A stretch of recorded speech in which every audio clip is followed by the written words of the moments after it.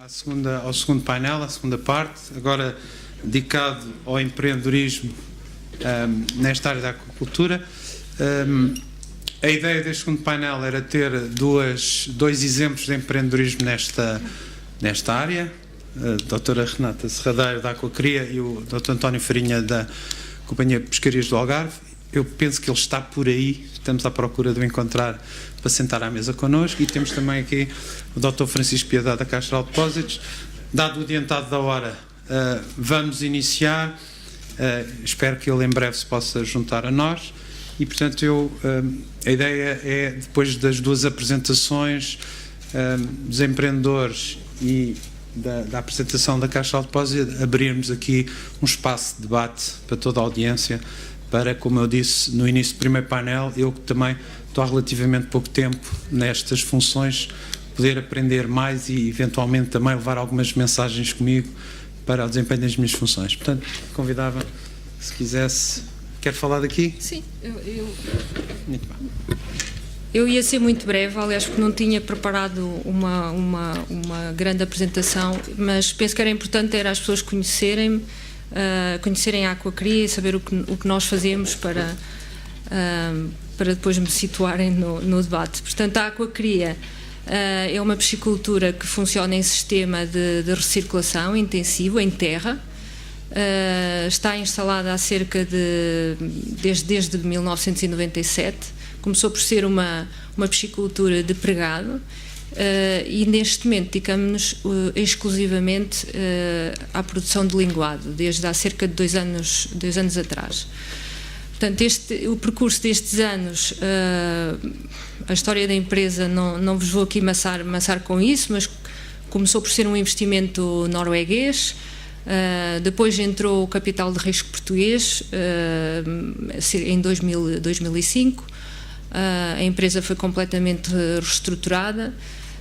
Fizemos um investimento numa modernização onde instalámos o sistema que temos agora, um sistema que para o setor é bastante inovador em termos de sistema de produção, que produzimos, para além de produzirmos em sistema intensivo, produzimos em recirculação, quer dizer que tratamos a água de cultivo dos peixes é tratada e volta a ir para os tanques de cultivo. E produzimos também em níveis, portanto a piscicultura é quase como se fossem, se quiserem, um prédio, não é? Portanto temos os tanques empilhados em níveis, portanto utilizamos o facto do linguado ou pregado também ser uma espécie que ocupa, que é bentónica, portanto está no fundo do tanque, portanto consideramos que trabalhamos em metros quadrados e não em metros cúbicos, como acontece com outras espécies. Portanto trabalhamos com lâminas de água de 12 centímetros, não é? Onde podemos ter densidades que podem chegar aos 40 kg por metro quadrado. Portanto, na prática o que fazemos é maximizar a utilização de 2 recursos fundamentais, que é o espaço, não é? O espaço na costa, porque estamos a falar de aquacultura em terra, e o uso da água, não é? Apesar da água, e principalmente marinha, ser ilimitado, um recurso ilimitado, digamos assim, o facto de fazermos recirculação permite-nos tratar o efluente. Portanto, temos uma concentração dos poluentes, dos nutrientes resultantes da produção do peixe, e por estarem concentrados são fáceis, ou é possível eliminá-los completamente e aliás utilizá-los, esses nutrientes, potencialmente, como temos um projeto de ID neste momento apoiado pelo Promar a funcionar, de cultivo de outras espécies com esse efluente, ou seja, utilizar os nutrientes passa de ser poluentes a serem uma fonte de alimento para outras espécies que depois inclusivamente podemos tirar partido económico disso. Pronto, a Aquacria recentemente, há cerca de 1 ano e meio aproximadamente, pelo facto de se caracterizar por ser um sistema de produção sustentável e com uma tecnologia, com o desenvolvimento de uma tecnologia que permite ao investidor ter bastante confiança no resultado do seu investimento e despertou interesse no investimento de um grupo espanhol, que é a C8, que acabou por comprar, por investir na empresa e pretende neste momento expandir o negócio e aumentar essa produção em muitas vezes. Adicionalmente, também comprou uma maternidade na Póvoa de Varzim, no norte, uma maternidade que já existia. Portanto, a ideia, o investidor ao comprar a maternidade, ultrapassa com muita rapidez essa fase tão dolorosa que é para um investidor, que é o licenciamento, e a partir daí fez uma maternidade completamente nova, que também se pode considerar, além de ser a única maternidade neste momento de peixes do país, é das mais avançadas da Europa, em termos de tecnologia. Pronto, trabalha também na maior parte das suas fases em sistema de recirculação. Pronto, isto para um bocadinho para contextualizar e para entenderem o que é que nós fazemos e o que é que nós somos. Relativamente àquilo que vimos anteriormente, o meu comentário, até porque se fala muito na aquacultura em offshore como um grande potencial para o país, e eu posso estar de acordo com isso, mas eu queria chamar a atenção para um facto que é, como o Dr. Pedro Pousão disse, a aquacultura é uma indústria, não é? Portanto, e falamos aqui não falamos de sonhos, não é? Falamos que quem investe tem que ter confiança, e tem que ter confiança que vai ter retorno do seu investimento, e que nós procuramos não aumentar a produção de peixe do país, aumentar as toneladas e aumentar os números de estabelecimentos. Pretendemos também ter empresas saudáveis e que criem riqueza. E nesse aspecto nós podemos até encontrar soluções tecnológicas que as há, das jaulas não fugirem, não romperem, etc. Mas estamos sempre com 2 ou 3 graus ou mais abaixo dos nossos principais competidores nessas espécies que pretendemos, que é o robalo e a dourada. Portanto, como é que, apesar de ser possível ter lá as jaulas com um investimento inicial superior, pronto, nós não temos as águas frias da Noruega para fazer salmão, não temos as águas quentes do Mediterrâneo para fazer robalo e dourada. Podemos fazer bem os bivalves, mas mais que isso, em termos do investidor e em termos da segurança que se pretende para este negócio, há que ter cautela. E, portanto, quando se faz o planeamento que eu aqui vi descrito, e que estou completamente de acordo em termos de planeamento do território e das áreas a afetar esta atividade, não nos podemos esquecer que este país precisa também de áreas em terra, porque aí é que está o potencial. Claro que não podemos ficar presos ao passado e àquilo que falhou na última década na aquacultura em terra em Portugal. Há outras soluções. Existem tecnologias neste momento desenvolvidas que oferecem bastante segurança. Portanto, queria só um pouco lançar isso a debate. Não que sou contra o offshore, claro, não, mas que temos que abrir os olhos, e que a aquacultura é uma indústria. Para introduzir. Muito obrigado. É pena não termos cá o Dr. António Farinha para rebater, até porque ele desenvolve a sua atividade no offshore, mas agora temos 2 opções: ou começar a responder algumas questões que eu já vi cá aí na plateia, ou passar à Caixa Geral, mas eu talvez pudesse abrir um curto, se houvesse questões sobre esta apresentação em particular, eu passava então a palavra. Eu penso que há exatamente na segunda fila, e depois aqui na primeira, Dr. Pedro Pousão. Vai ter aí o microfone. Mas então, muito boa tarde. O meu nome é Miguel Martinha. Eu é a primeira vez que venho a um evento deste tipo. Sou engenheiro químico e, portanto, as perguntas que vou fazer são, digamos assim, de um curioso em geral. A primeira pergunta que me ocorre é a seguinte: ao estabelecemos uma empresa, fazemos um estudo de mercado, e a primeira coisa que me ocorre, e que é do sentido comum, é que o linguado da aquacultura não terá estou devagar, não é? Para afirmar. Não terá as características organoléticas e de sabor equiparáveis ao linguado que se pesca no mar. Esta era uma primeira questão. A segunda questão é se, quando fizeram, dimensionaram, não, a empresa já foi comprada por capital de risco, mas de qualquer maneira, os estudos que estão na base disto pressupunham satisfazer que fração do consumo de linguado que é nacional. Ou seja, como é que o mercado nacional de linguado, digamos assim, se desagrega em mercado que é de origem pesca e mercado de aquacultura.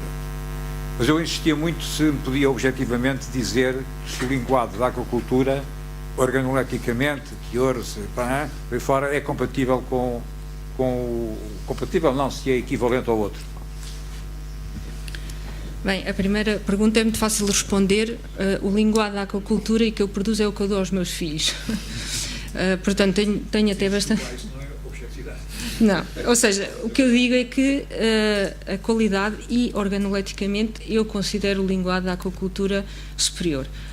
E como o Dr. Pedro Pousão mostrou relativamente à corvina, e existem outros estudos, existe linguado também, se o consumidor não conhecer o que está a comer, não souber que está a comer o produto da aquacultura, normalmente considera ou igual ou superior. Portanto, isso trata-se de um mito, não é? É um dos mitos da aquacultura que nos cabe a nós produtores lentamente ir desmistificando. Não só as qualidades organoléticas, como outras qualidades do próprio pescado, que têm a ver com, às vezes, fatores de poluição. Por isso é que eu digo que eu aos meus filhos dou linguado à aquacultura. Depois, relativamente à outra questão, à cota de mercado. Portanto,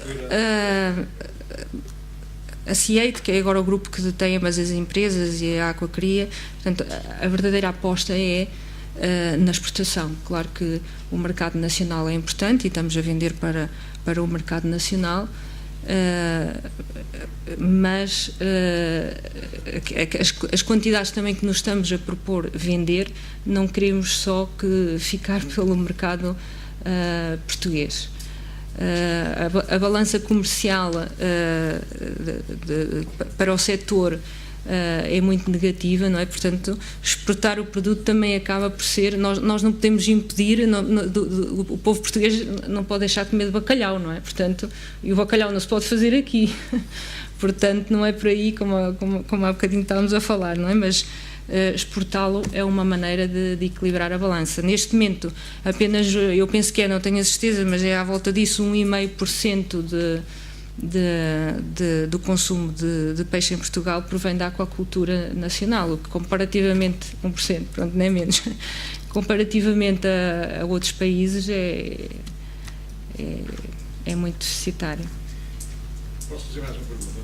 E qual poderia dar, por favor, a ideia do rendimento por metro quadrado e por ano em termos de quilos de linguado? Quer dizer, a sua instalação tem tanto metros quadrados? Sim, são 6.000 metros quadrados que produzem 400 toneladas ano. 6.000 metros quadrados da área de produção, mas que de facto em área construída são 2.000. 6.000 metros quadrados? 400 toneladas? Exatamente. E a que preço é que está? Se é que se pode... Bem, isso depende das quantidades das toneladas que comprar, mas podia-lhe fazer 13,5 € neste momento. 13,5 €? Sim. Tem preço, tem que ser cliente. Obrigado. Só para rebater esta questão.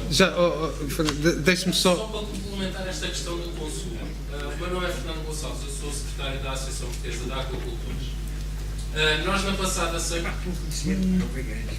Nós na passada sexta-feira organizámos um seminário em Setúbal e onde oferecemos um almoço a todos os participantes e onde o linguado da Renata, salvo seja, o peixe linguado foi oferecido pela Aquacria e eu posso lhe garantir e transmitir a uma pessoa que participou no seminário e comeu linguado da aquacultura da Aquacria que as pessoas ficaram maravilhadas com o linguado que foi confeccionado. Inclusivamente, a senhora do hotel, a diretora do hotel, ficou tão encantada que eu acabei naquela altura arranjei uma cliente nova para a Aquacria. E essa situação, isso é um preconceito que existe em relação ao pescado que provém da aquacultura. Vários estudos da DECO indicam que quando o consumidor não sabe o que é que está a comer, ele vai preferir o peixe da aquacultura. Por isso é uma questão de preconceito apenas. Muito bem, vamos tentar manter aqui a ordem das questões. Temos agora aqui o Dr. Pedro Pousão e depois o Dr. Professor Sousa Reis. Eu vou começar ao contrário. Eu tenho um certo gozo nesta discussão, porque quando fomos a simpósios de galinhas ou de vacas, ninguém tem esta discussão, não é? Não há... A tua escola, a selvagem... Portanto, eu acho... Pronto, ainda bem que temos esta discussão, temos um ponto de comparação. Mas esta discussão é má, em alguns sentidos. Porquê? Porque, na verdade, Portugal consome 12 mil toneladas de robalo e dourada.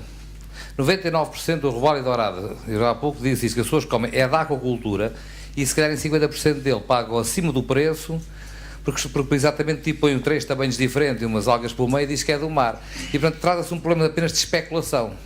Em alguns casos trata-se um caso de polícia, e nós temos isso nos nossos mercados, e já o fizemos com a ASAI, em que a maioria do peixe que está nos nossos mercados é da aquacultura, e pior que tudo isso é que à medida que vai perdendo a frescura, vai sendo posto é da aquacultura com rótulo Atlântico Norte, e à medida que vai perdendo a frescura, passa para a banca do lado e diz aquacultura. E então as pessoas chegam ao mercado e dizem assim, estás a ver, vê-se logo a diferença. Quer dizer, é que nem na cor são iguais. Bom, isso era uma das questões. A outra questão eu rebati ali um bocadinho a minha colega Renata, no sentido em que evoluiu-se muito, muitíssimo, tal como em outras áreas, evoluiu-se muito. A tecnologia aplicada à agricultura hoje é soberba. E mais, nós hoje temos a engenharia toda a querer trabalhar connosco, enfim, a pôr a robótica toda, como já temos alguns projetos com a CPA, por exemplo, em que temos a robótica, a querer fazer mexer longlines e coisas do género, não é? Coisas interessantes. É pena estar o António Farinha, porque a CPA é um exemplo de longlines que estão num sítio extremamente exposto há 3 ou 4 anos, e lá andam, portanto não vieram para a terra. O longline para nós até é um desafio superior a uma jala, porque enquanto uma jala é uma estrutura em que se consegue calcular as cargas sobre as amarras e aquilo tudo, no longline não, porque aquilo longline é uma linha com os cabos verticais em que vai aumentando de volume e de peso e portanto, e de uma forma que nós até nem sabemos, portanto é muito mais previsível uma jala com longline.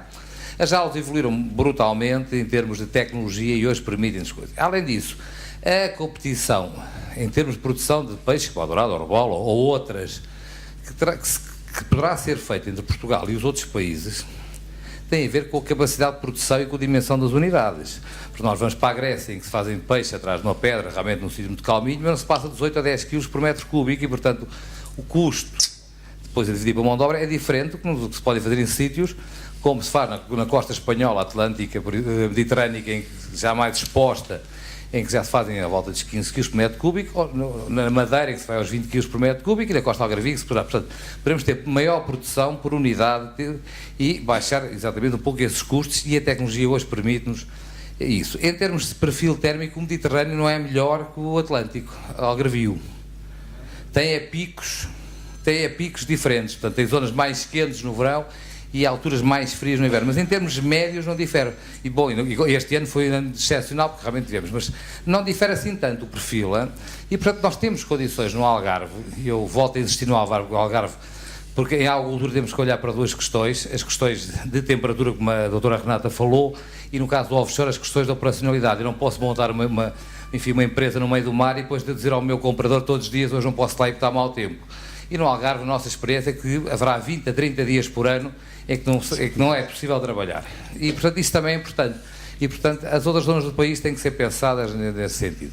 Portanto, eu acho que hoje é possível fazer e ter escala, e tem que se olhar muito bem para as coisas, para a escala que se quer, para o capital que é necessário, e a agricultura, principalmente no caso dos peixes, tem um capital intensivo nos primeiros anos, muito intenso nos primeiros anos, e as empresas têm que estar preparadas e ter dimensão para isso, porque senão começam-se a estampar, e isso é importante, ainda bem que está alguém da banca aí por perto, porque na verdade ou a operação tem dimensão ou tem os pés assentes, e se o investimento é 3 milhões, o fundo de maneio será seguramente de outros 3 milhões, não é? Os peixes levam um ano a crescer, é preciso comprar o juvenil, é preciso comprar os alimentos, é preciso pagar às tripulações, é preciso, enfim, e portanto há aqui um capital intenso, é importante. Agora, que é possível e que acho que é competitivo, é. E depois temos que olhar em termos de globais na Europa. A Europa importa 70 e tal % dos produtos do mar que consome de países que vão deixar de lhe vender. porque estão eles próprios a crescer economicamente e a consumir. Nós importávamos muito do Brasil, que agora é um importador, nós importávamos da China, que em breve será um importador com o crescimento económico. E, portanto, temos que olhar para a Europa e para o paradigma europeu para os próximos anos. E temos que pensar que se até agora, enfim, a gente discute aqui preços e competitividade, daqui a uns anos, se calhar, vamos discutir onde é que vamos comprar pescado.